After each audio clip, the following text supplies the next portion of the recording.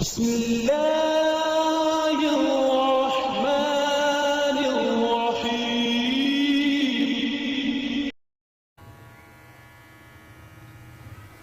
حضرت رسول الله صلی الله علیه و آله وسلم د حضرت فاطمه الزهرا رضی الله تعالی عنها کور ته راغی.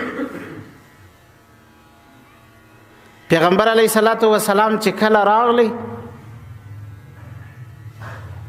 حضرت فاطمه الزهرا رضی الله تعالی عنها ډیره کمزورې ده. رسول الله صلی الله علیه و آله وسلم ورته وایي ولې بچی دی کمزور یې معلومیږي. وایي پلاره دغه شي دا لوڼې وې ګورې، لور هم داسې په کار ده لکه حضرت فاطمه الزهرا. د چا لور وه؟ د حضرت رسول الله صلی الله علیه وسلم و جواب ته د هغه داسې جواب پیش کوي، پلاره لږ کمزوري د خامخا راشي. بیا یې پوښتنه ځینې وکړه، 3 واره رسول الله صلی الله علیه وسلم پوښتنه وکړه. پیغمبر علیه السلام ته وایي پلاره نن 3مه د زموږ کره ډوډۍ نه ده پخه، ما ډوډۍ نه ده خوړلې. نو ځکه حضرت رسول الله صلی الله علیه وسلم ورته بچی خفه کېږم. نبی علیه الصلاۃ والسلام لمن پورته کړ، د پیغمبر علیه السلام په نس پورې کاڼې تړلې وه د لوږې. وایي ما هم 3 ورځې کېږي ډوډۍ نه ده خوړلې.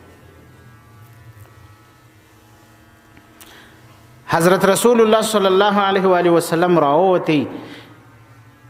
سارا ته چې ووتی، یو سارایي سړی دی، اوښان اوبه یي، په څولاغه کې اوبه راکاږي. رسول الله صلی الله علیه وسلم ورته چې دا اوښان اوبه کوم لږ خرماوي د دې باغ نه راکړې؟ ورته وایي درکوم یې، خو یوه څولاغه چې راوکاږي 3 خرماوي به درکوم. نبی علیه الصلاۃ والسلام خو ډېر لوږی و، یوه څولاغه چې راوکشه رسول الله صلی الله علیه وسلم ته 3 خرماوي ورکړې. نبی علیه السلام هغه وخوړې، اوبه یې وچښوې. نبی علیه الصلاۃ والسلام بیا یې بله څولاغه راوکشه، بله څولاغه یې راوکشه، بله څولاغه، 8 څولاغې پله پسې نبی علیه السلام راوکشي. یوه څولاغه حضرت رسول الله په 3 خرماوي راکاږي. د الله شان دی چې دا بله څولاغه راکاږي، د څولاغې تناوش کې دی څولاغه لاندې لس. پیغمبر علیه الصلاۃ والسلام اریان سو، د الله محبوب رسول دی. په ذات د الله دې مې قسم وي چې غرونه یې سره زر غوښتی هم الله ورته کول، سره زر. خدا د الله تعالی فیصلې دي چې الله څه فیصله کوي په هغه باندې زموږ رضا ده. حضرت رسول الله صلی الله علیه و آله وسلم یو تدبیر جوړ کړي.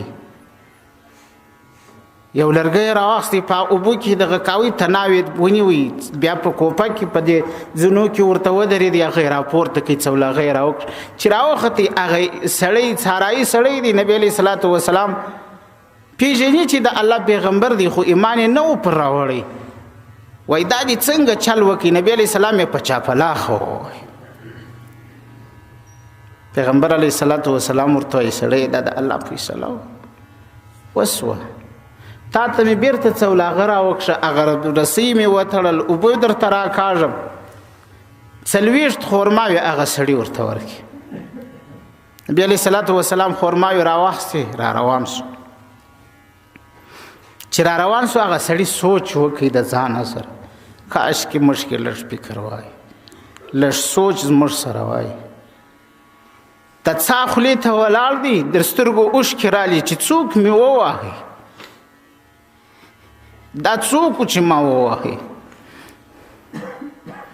د اوښانو څاروان ته یې غږ ور وکړي، وایي دلته راسه. هغه چې رالی، وایي چاقو در سره شته؟ وایي هو.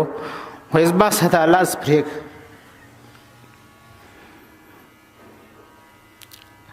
هغه وایي زه ستا مزدور یم، لاس څنګه پرې کړم؟ خپله یې چاقو واخیستې، لاس یې پرې کړي. چې لاس یې پرې کړي، بېهوشه سو د وینو بهېدو په وجه باندې.